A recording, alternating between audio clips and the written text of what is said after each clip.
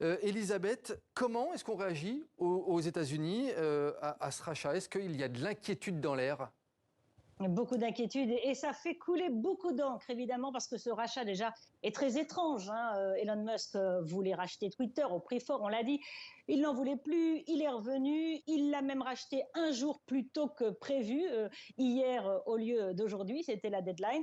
À la bourse de New York, plus de réaction, puisque maintenant Twitter est complètement privé. Elon Musk est seul à bord, c'est le patron absolu, donc évidemment ça pose beaucoup de questions. La presse américaine se demande, comme nous tous, qu'est-ce qu'il va en faire au nom de la liberté d'expression? Il se dit l'absolutiste de la liberté d'expression. Il y a des limites, on l'a vu, mais il peut restaurer des comptes qui étaient interdits. Il peut en faire absolument ce qu'il veut, évidemment dans les limites du règlement américain. Elisabeth Guedel, parmi ces comptes qui ont été bannis de Twitter, il y a celui de Donald Trump qui pourrait revenir peut-être à l'avenir sur le réseau social. Donald Trump qui se réjouit d'ailleurs de cet achat.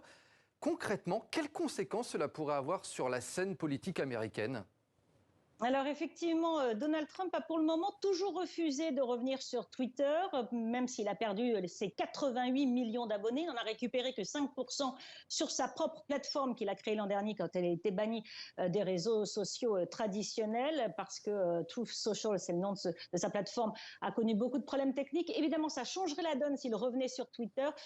En tout cas, ça changerait le ton des campagnes électorales, des midterms dans 10 jours ou encore la présidentielle en 2024.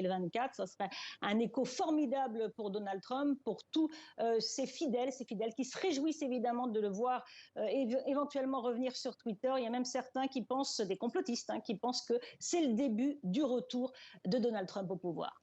Merci beaucoup Elisabeth Guedel depuis New York aux États-Unis.